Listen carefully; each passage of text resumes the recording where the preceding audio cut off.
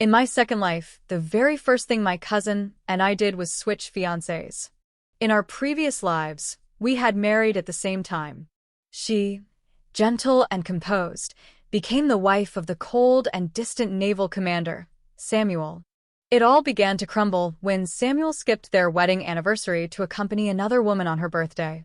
My cousin only wanted an explanation, but Samuel, with his unshakable pride, told her he had nothing to regret.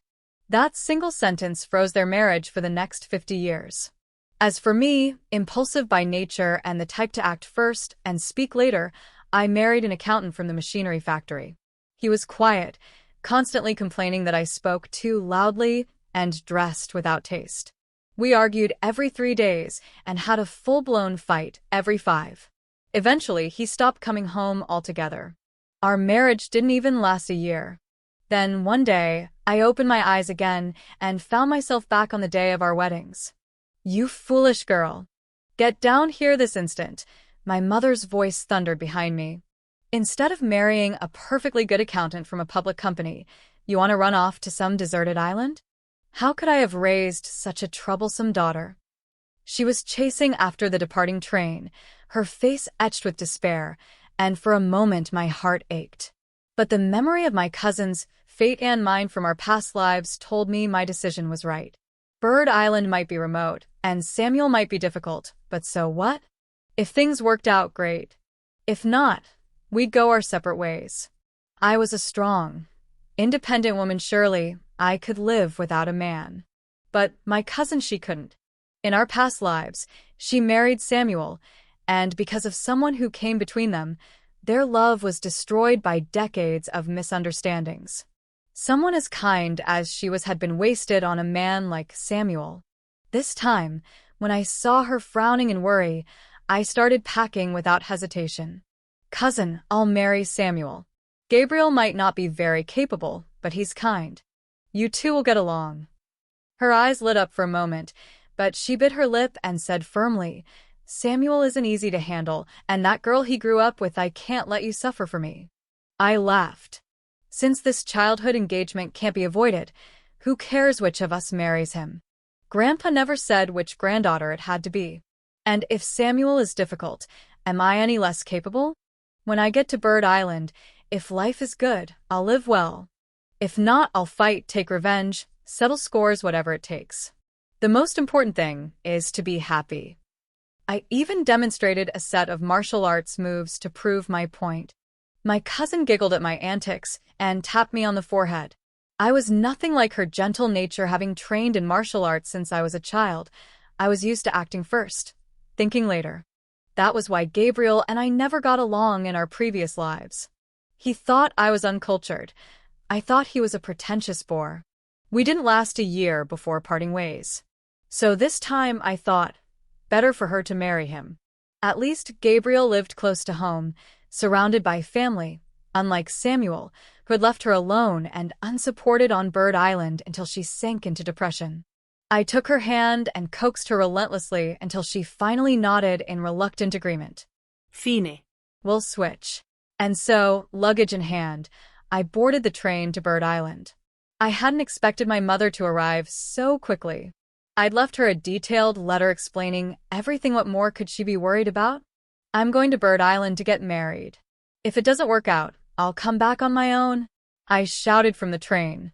3 days and 2 nights later, between snacking and sleeping, I arrived in the southern province. I hurried to catch the ferry, expecting a peaceful trip. Instead, I discovered the horror of seasickness. By the time I stepped off the boat, I was pale as chalk, reeking of salt and sickness. Sitting at the military checkpoint, waiting for Samuel to pick me up, I couldn't help but think how fortunate it was that I had come in my cousin's place. She would never have survived this journey. "Samuel, why does your house smell so strange?" "I feel awful," a saccharine voice whined in front of me, snapping me from my thoughts. I looked up to see a delicate girl with braided hair, covering her nose as she complained to the tall, straight-backed man beside her. My eyes narrowed. "Samuel, I presumed." "I'm your fiancé, Laura," I said flatly. "Check the marriage contract, and if there's no problem, Find me somewhere to rest. I tossed my luggage at him, ignoring the other woman's look of disdain, and walked away. Samuel, does your sister-in-law not like me? She asked pitifully behind me. Still dizzy and exhausted from travel, I suddenly felt a rush of irritation. Like you? Do we even know each other? Samuel, are you a man or not? Can you move any faster? Without waiting for a response, I strode off, my face dark. A few steps later, I realized Samuel was following, my suitcase in hand, expression unreadable. He offered no explanation for what had just happened. No wonder my cousin had been so miserable in her past life, caught between a manipulative little schemer and a man too closed off to defend her. She never stood a chance. Unfortunately for him, I wasn't the type to swallow grievances. If I was happy, I could get along. If not, I'd make everyone around me uncomfortable. Since the childhood engagement was real, Samuel had already received the family's call, submitted the marriage paperwork, and in just a couple of days, our wedding was arranged with the eager help of the army wives. Samuel's parents had passed away early, and mine lived far away, so the only people attending our wedding were his fellow soldiers and their wives. Still, the atmosphere was lively, the military compound buzzing with excitement. That was until Maria, with her downcast eyes and trembling voice, suddenly murmured, "I really envy Laura. Because of an arranged marriage, she gets to wed Samuel. What luck." Unlike me, her words trailed into quiet sobs, and the once cheerful courtyard fell silent except for the sound of her crying. The guests exchanged uneasy glances. Watching her cover her face as her shoulders shook, I curled my lips, stepped forward, rose on tiptoe, and cupped Samuel's head with both hands. Then I kissed him loudly right there in front of everyone. Lifting my brow at Maria with a triumphant smirk, I said, "Isn't that right? I am lucky. Your Samuel has a career, good looks, a strong build. Only someone as fortunate as I am could marry him. Otherwise, I fear anyone less lucky wouldn't survive it." As I spoke, I pinched Samuel's waist hard, smiling at him with a warning glint in my eyes. "Right, Samuel?" His expression didn't change, but his ears turned suspiciously red. Before he could respond, Maria looked at him with red-rimmed eyes. "Brother Samuel, Laura, please don't misunderstand me. I truly came to congratulate you. If Laura dislikes me, I'll leave and not attend your wedding today." But 2 tears slid down her cheeks. "Brother Samuel, remember to come find me tomorrow. We've spent this day together every year." Samuel nodded. "I'll be ready to pick you up tomorrow. Don't worry." My arm, which had been around his waist, suddenly shifted and I flipped him over my shoulder, slamming him onto the ground. The courtyard went dead silent, all eyes wide in shock. Was this a joke? Embarrassing me at my own wedding, and then talking about celebrating some sentimental anniversary tomorrow?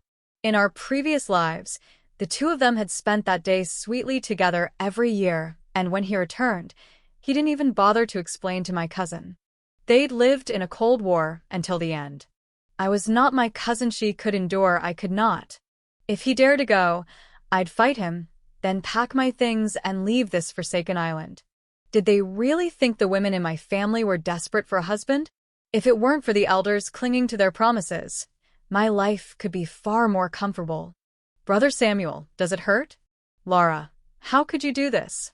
Samuel's an adult man, and you just..." Maria's pale face flushed with indignation, her gaze towards Samuel dripping with pity. But Samuel straightened, shot me a meaningful look, coughed twice into his fist, and said, "I'm fine." Then, as if nothing had happened, he came over and took my hand. "You're coming with me tomorrow." I blinked at him in surprise, while Maria's jaw nearly hit the floor. "Samuel, how can you do this? I don't want to talk to you anymore." She covered her face and ran out crying. That was when a low voice murmured in my ear, "Let's finish the wedding first. I'll explain later, be good." With no more troublemakers and me not in the mood to stir things further, the ceremony wrapped up quickly. Soon I was sitting in the bridal chamber, pounding my fist into the bed. "Samuel, what was that? Trying to use some beauty trick? Don't think that works on me." When Samuel walked in, I straightened my face and snorted. Listen, I hate men who can't make up their minds. If you want a sister today and a lover tomorrow, end this now. Don't waste my time, I'll just go back home and find someone else. Got it. Samuel frowned. You're the one my grandfather chose for me. If I marry you, I'll take responsibility for you. I scoffed. What century do you think this is? If we can get along, fine. If not, we split.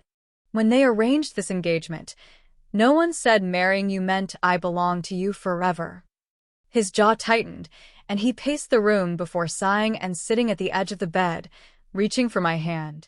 Laura, there's nothing between Maria and me, and there never will be. I truly want a good life with you. I'm not good with words. If there's something you don't like, tell me, and I'll change what I can. Under the warm light of the bridal room, his expression was earnest. For some reason, my cheeks grew warm. I nodded, trying to sound casual. All right. My temper isn't great either. If you can live with it, fine. But when I caught the faint amusement in his eyes, I bristled. Leaning in, I wrapped my arms around his neck and kissed him. Soon our breaths grew heavy. Samuel, being every bit the soldier king, took control quickly, his hand reaching for my buttons. Without looking away, he murmured in a low, rough voice, "Is this all right, wife?" Flustered, I pinched him. What kind of question is that? He chuckled softly, burying his face in my neck. My mistake, the heat of his breath made me close my eyes until pounding knocks shattered the moment. Samuel. Something's wrong. Maria left a letter and disappeared. His body went rigid. He stood abruptly. You rest. I'll go check. I glared at him. With so many people in the army, why do you have to go? Do you realize today is our wedding night? Samuel dressed quickly, stepped closer, and reached for me. Come with me. The Sioux family saved my life. I can't ignore their only daughter. Come, all right? When we return, you can yell at me all you want. I stared at him for a moment, shoved him aside, and got dressed. Fine. Let's go. Without looking back, I strode out with a hard expression. I hadn't walked far when I suddenly felt warmth wrap around my hand. I tried to pull free twice without success, glaring at Samuel in annoyance. Walk slowly, it's dark, he said, ignoring my irritation and holding my hand even tighter until, in just a few strides, we reached the Sioux family's house. Since the Sioux elders had passed away early, the army had always looked after Maria, who lived alone in a large home. Tonight the place was swarming with people. The first to discover her disappearance was Madam Lee, who hurried over clutching a letter. Brother Samuel, I don't want to trouble anyone. I'm going to be with my parents. It read in a single stark line. Samuel's brows drew together, and he quickly ordered everyone to spread out and search. Soon the whole island rang with shouts of Maria, especially along the coast where most people had gathered. Worried there might truly be an accident, I joined the search, combing through every hidden corner of this unfamiliar island.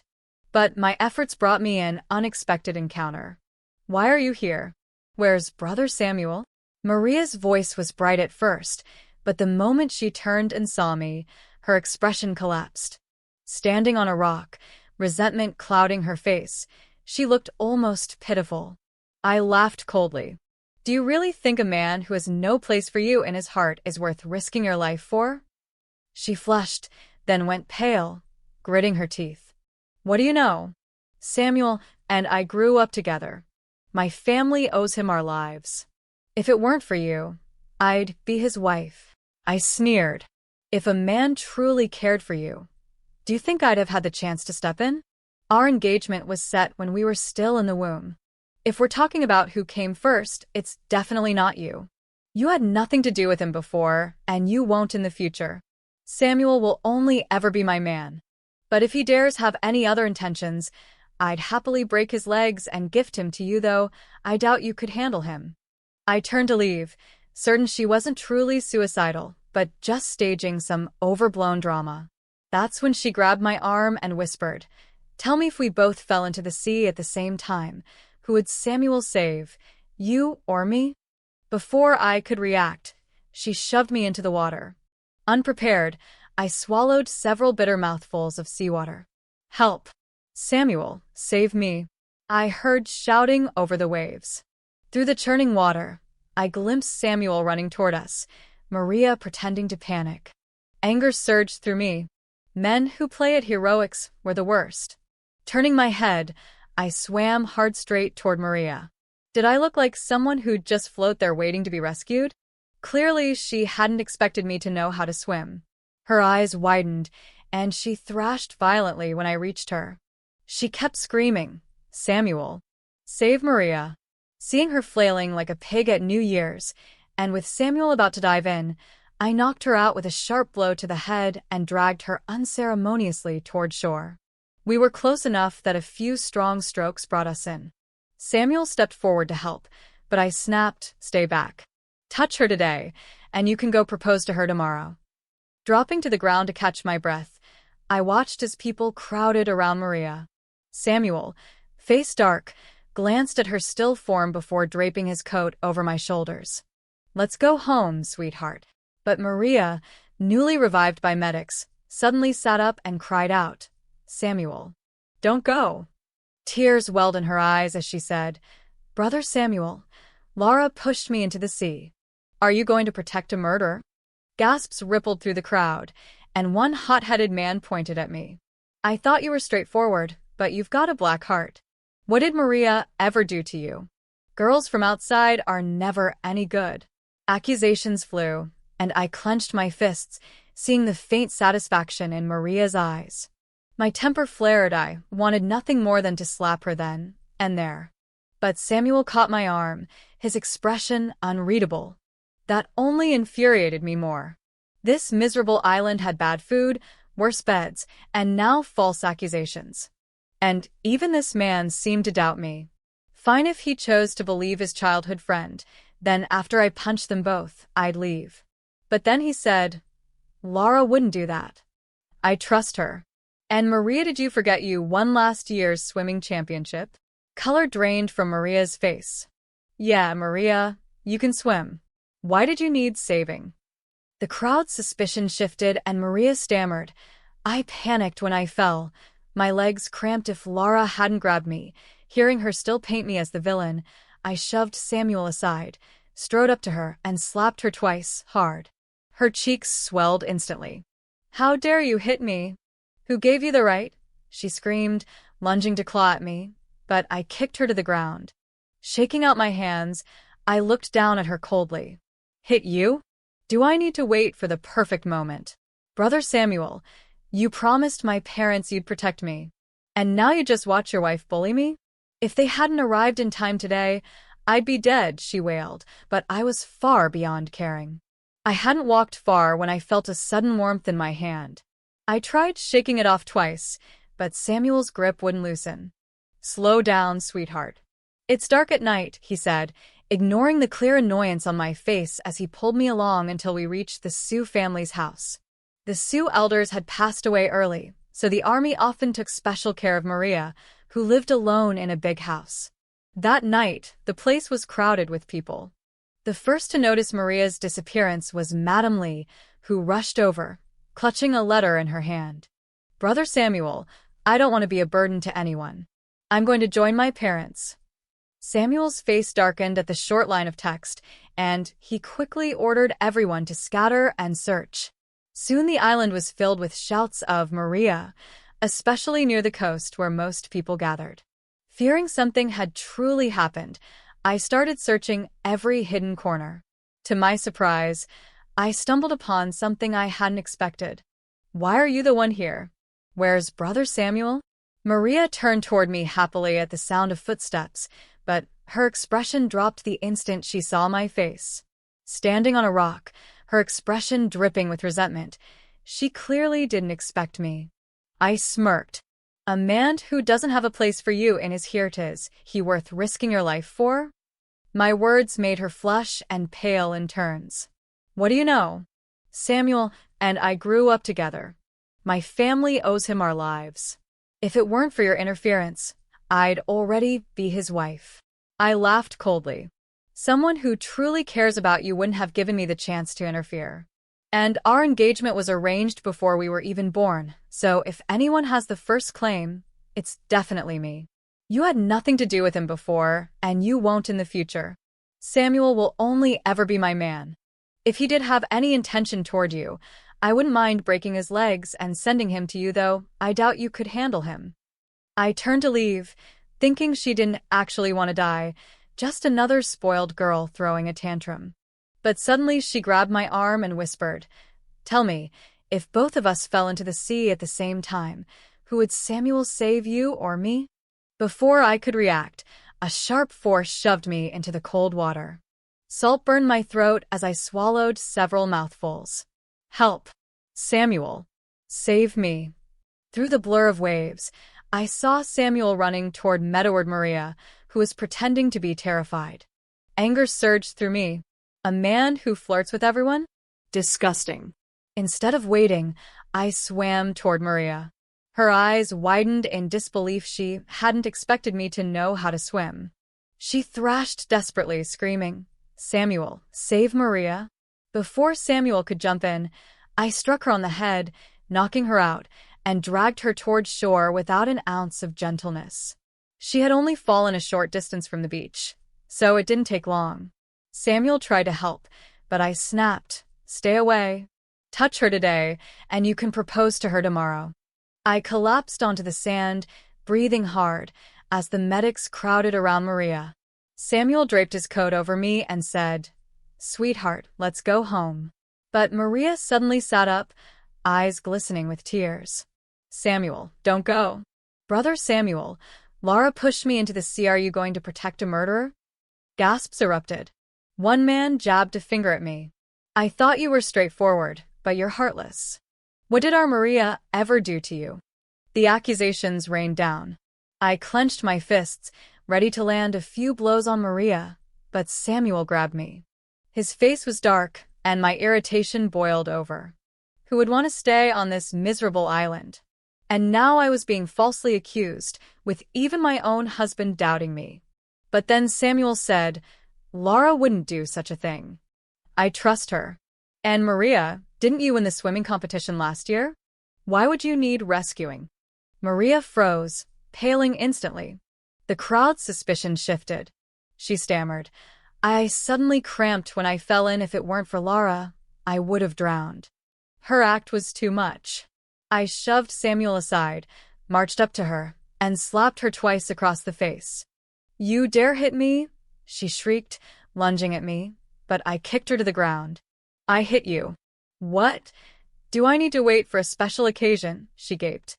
"Brother Samuel, you promised my parents you'd protect me, and now you're letting your wife bully me?" The crowd murmured, but Samuel tightened his grip on my hand. "Then let the investigation decide. If Laura did it, I won't cover for her. But if she's been wronged, I won't stand by." The crowd nodded, and someone went to call the investigators. Maria shivered in the center, wrapped in coats, but I just kept thinking, why aren't they here yet? Once they say I did it, I can divorce this man and go home to my mom's braised pork. But Samuel leaned down and whispered, "I believe in you. When your innocence is cleared, we'll go home, and you can hit me or scold me however you like." His guilty eyes made me pause. When the investigators arrived, the truth came out. Maria had jumped on her own. The wives who had accused me earlier came to apologize, and others even asked me to be more understanding toward her because she'd lost her parents young. Everyone asks me to understand her. Who's going to understand me? Samuel's voice rang out coldly. "Maria, your life is your own. Your parents were heroes. You should live with dignity." Then he took my hand and led me home. That night, he brought me hot ginger tea and sat beside me. When we were on a mission, Uncle, he covered us so our squad could retreat. That's why we've always been lenient with Maria. But I didn't expect our indulgence to twist her like this. I snorted. "I don't care if it's Maria Lee or Maria, whoever. If you dare mess with other women, I'll break all 3 of your legs and send them gift-wrapped." Samuel chuckled, catching my raised fist, and pulled me close. "All right, whatever my wife says." His hands tightened around my waist, and soon my mind sank into a hazy abyss. In the days that followed, Maria stayed out of sight. The other wives occasionally brought me vegetables or invited me to collect shellfish, and life on the island became more comfortable. My relationship with Samuel grew steadier, but an uneasy feeling lingered in my heart. One day, I came home happily with a bag of fresh oysters to find Samuel pacing at the garden gate, looking anxious with something in his hand. The moment he saw me, he rushed over. My, I don't see my wife for a moment, and you're already this anxious? I'm lucky, huh? I teased, but he ignored it, handing me an envelope. Sweetheart, did we forget to write home after the wedding? This looks like a letter from your parents. The oyster slipped from my hand. My fingers trembled as I opened it, recognizing my sister's elegant handwriting and my mother's fury in every stroke. Switching grooms with your sister without permission, first offense. Running away to marry him, second offense. Never contacting the family after marriage, an aggravated crime beyond redemption. My mother's verdict was final. Yet strangely, seeing Samuel's uneasy expression brought me a sliver of relief. If the sky fell, he could hold it up. I knew only one thing. I was living well now. My sister even wrote that she and Gabriel were happy and expecting a child. In my past life, she'd spent her years with Samuel childless, while I had divorced early and ended up alone. This time, we'd taken different paths. Sweetheart, Samuel's warm arms wrapped around my waist from behind. Your sister already has kids. When will we have one of our own? I forced a smirk, ignoring the heat in my ear. Shouldn't you be asking yourself that? If you were capable, I'd already be pregnant. Hearing that, Samuel didn't get angry. Instead, he glanced at the oysters beside me and chuckled in a low, teasing voice. All right, tonight I'll make sure to catch up. I won't describe what happened that night, but let's just say I avoided bringing oysters home for a long time afterward. Even if I found them on the beach, I'd give them to the other women. After being the target of endless jokes, Madame Lee suddenly changed the subject. Hey, guess who I saw yesterday? She asked, eyes gleaming as everyone looked on in confusion. She leaned in, full of satisfaction. Last night, I went out to find my boy and happened to see Maria and Diego holding hands while walking through the coconut grove. At this, Madame Wang shook her head immediately. Impossible. That Diego already has a wife and kids, and Mariano, no matter how mischievous, wouldn't get involved with a married man, especially one old enough to be her father. But Madame Lee slapped her thigh in exasperation. I told you, but you didn't believe me. Just watch. Judging by how close they were yesterday, it won't be long before something happens. The island isn't large, and the military camp takes up most of it. The two clearly hadn't bothered to avoid being seen, so rumors began spreading quickly. Samuel, and I aren't the gossiping type. He was busy every day with military training and missions, and I had no interest in sitting idle. After some discussion, we secured a cooperation plan with the army to build a food processing factory on the island, using coconuts and seafood as raw materials. That way, we could provide income for the army while giving islanders an extra source of livelihood. At first, I was full of confidence and ready to work hard until a typhoon nearly burned all my efforts to the ground. Looking at the workshop wrecked by the wind, I rolled up my sleeves, ready to help the workers clean up. It was just an accident. After so many years in the business world, what hadn't I seen? I'd never lacked the courage to start over. Well, if it isn't Laura. What's wrong? Did you lose your fortune? A mocking voice came from behind. I turned and, sure enough, it was Maria. Unlike before, she was no longer in plain clothes. Instead, she wore the latest fashionista chic dress, patent leather shoes, perfectly matched accessories, and a designer watch. But given that the typhoon had just passed and the whole island was in chaos, she clearly hadn't had an easy trip here dressed like that. Seeing me sizing her up only made her smugger. Do you know what it means to live well? I used to be naive, thinking that big soldier Samuel was reliable. But now I understand a man needs power and money to give a woman a prosperous life. She spun in front of me proudly. Otherwise, you end up like you married, yet running around with no happiness to show for it. I laughed coldly and shoved her to the ground. What's wrong? Didn't those 2 slaps last time teach you a lesson? Or do my fists not look convincing enough? Whether you live off a man is your business, but don't embarrass yourself in front of me. The greats have said women can hold up half the sky. Only a parasite with no ambition would cling to someone else for survival. If I were you, I'd hide in shame after doing something disgraceful. But you? You waltz out here to flaunt it. I swear, if there's another typhoon, your face would be perfect for blocking the wind.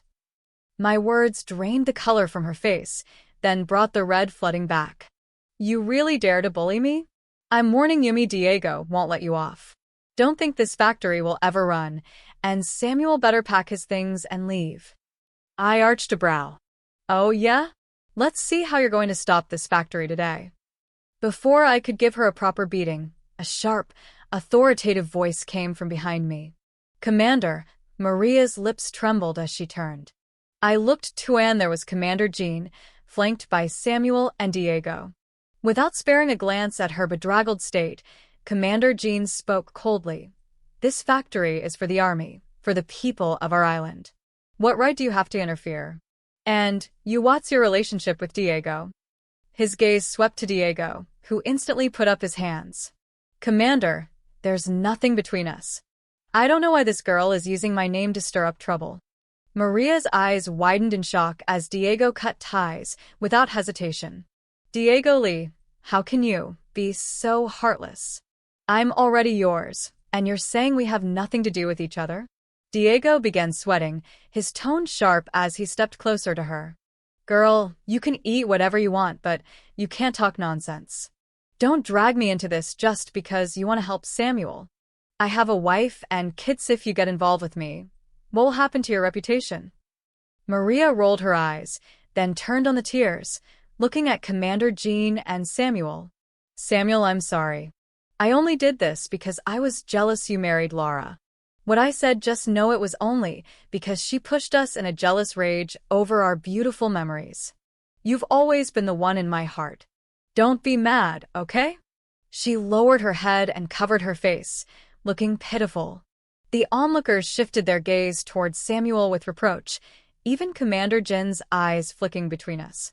Sensing the shift, Diego stepped forward to help Maria up. All right then, I don't want to get involved in you young people's affairs. But just as he lifted her, Maria collapsed again, this time onto a large rock. A dull thud echoed, and her face went white. Blood. There's blood, a nearby girl cried, and everyone turned toward where she was pointing. When Samuel heard this, he didn't get angry. Instead, he glanced at the oysters beside him and said with a deep chuckle, All right, tonight I'll make sure to catch up. I won't say what happened that night, but for a long time afterward, I didn't dare bring oysters home even if I found them on the beach. I'd give them to other girls.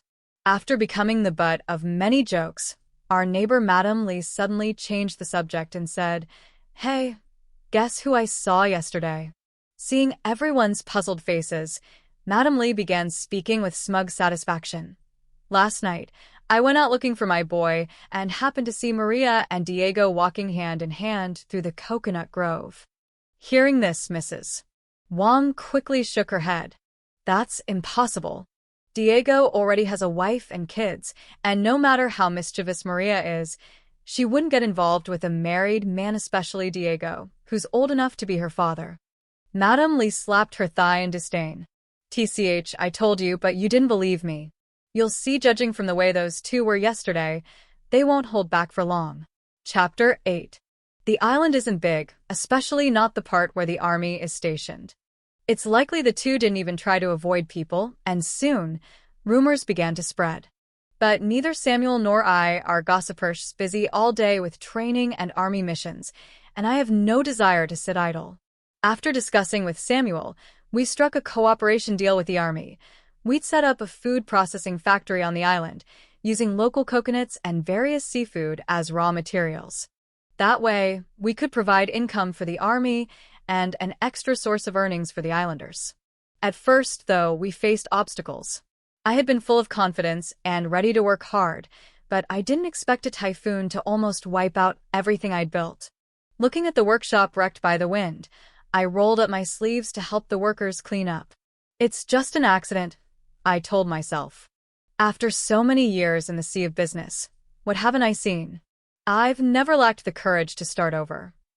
Well, if it isn't Laura, came a mocking voice behind me. What's wrong? Did you lose all your fortune? I turned around. It was indeed Maria. Unlike before, she ditched her simple look for the latest fashion, a sleek dress, patent leather shoes, accessories, and watch perfectly matched. But given the chaos on the island after the typhoon, she couldn't have gotten here easily dressed like that. Seeing me size her up, she became even more smug. Do you know what a good life means? I used to be immature, thinking Samuel, that big soldier, was reliable. Now I understand. A man needs power and money for a woman to live well. She twirled in front of me. Otherwise, you'll end up like you, married and still running around with no happiness to enjoy. I gave a cold laugh and pushed her to the ground. What's wrong? Were the 2 slaps I gave you last time not enough, or do my fists not seem hard enough? Relying on a man to live is your business, but don't come making a fool of yourself in front of me. Haven't you heard?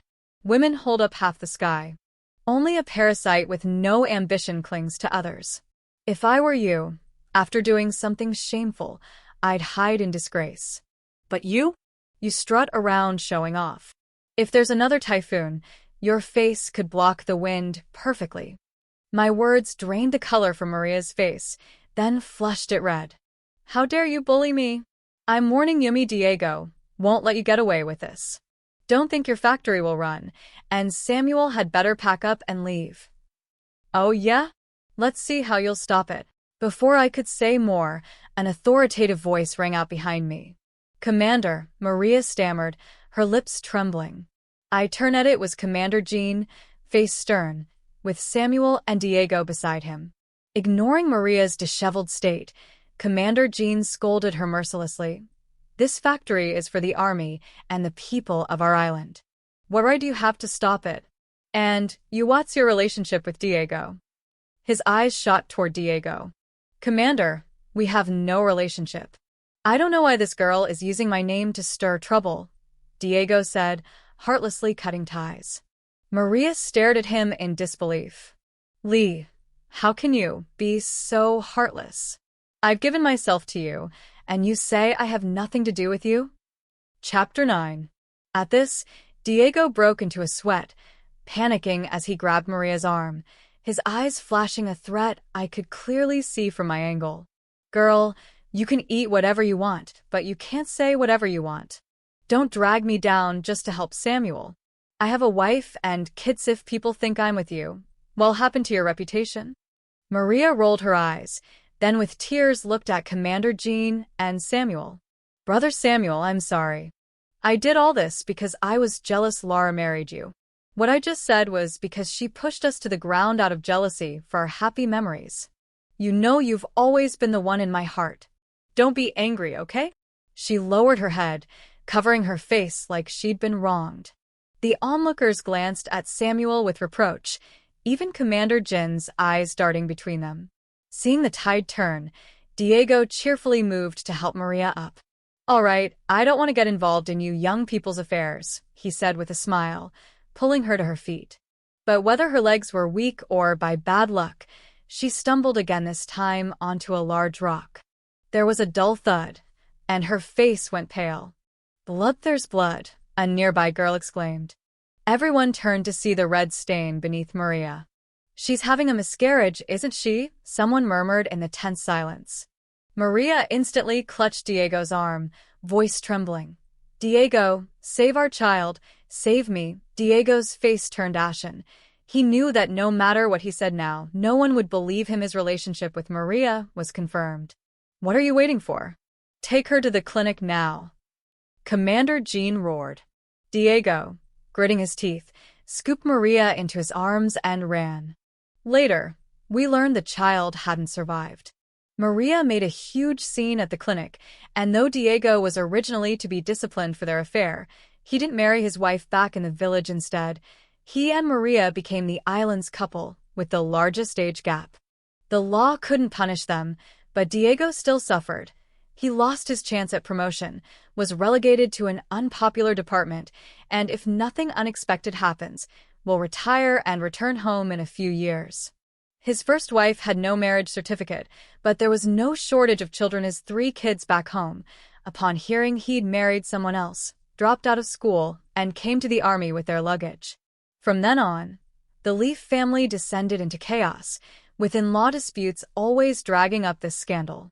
But none of that concerned. User Factory was built, operation smooth, and Samuel and I finally had time to return to my hometown and apologize to my family. The trip home was surprisingly peaceful. We slept comfortably all the way. Standing at my family's door, I hesitated until Samuel squeezed my hand with a smile. "Don't worry if there's a fight or scolding later. I'll stand in front of you. Can we stop trembling at the door?" After several deep breaths, I finally stepped inside. Chapter 10. Before I could smile, an angry voice boomed from the living room. "Kneel." I grimaced. What had to come was coming. I prepared to kneel, but Samuel dropped to his knees first, speaking sincerely to my parents and grandfather. "It's my fault for not coming sooner to explain and admit my mistake. If you want to scold or hit someone, I have no objection, but Lara's weak, so I'll take her share too." Without waiting for a response, he bowed 3 times hard. Grandfather's face stayed stern, but my mother's smile crinkled her face with joy. If not for grandfather's presence, she'd have helped her son-in-law up herself.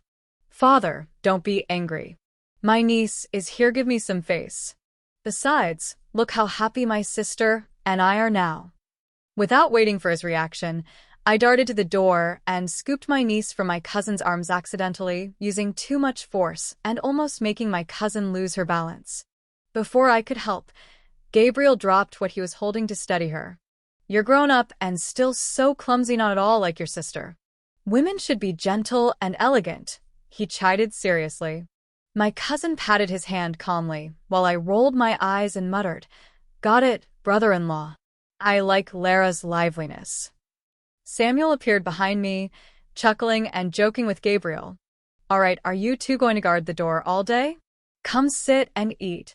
Hearing grandfather speak, my cousin and I exchanged smiles. So, he was just a soft-hearted man with harsh words. Wade passed the test without trouble. At the table, Gabriel, cradling the baby in his left arm, kept serving food to my cousin with his right. "This is your favorite. Eat more. Auntie's cooking is amazing. Next time I'm off, I need to come learn from her. Rare to see you with such an appetite." Watching him fuss over her non-stop, I couldn't help but widen my eyes.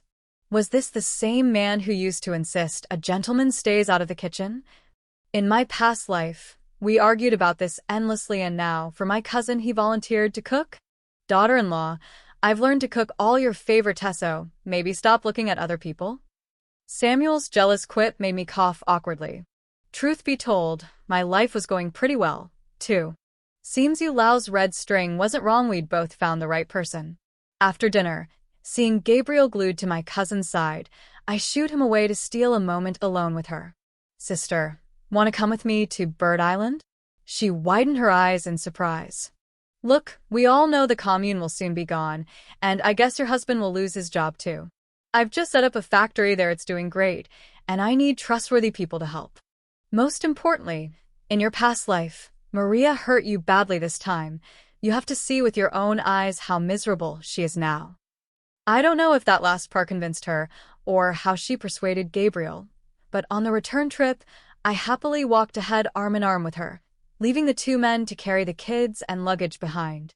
My good mood peaked as we passed the Lee household. "My father said you're here to serve us, so you'll do whatever we say." Disobedient women get a few beatings, simple as that. At that moment, Maria was being shoved around by 3 half-grown boys, stripped of her former pride.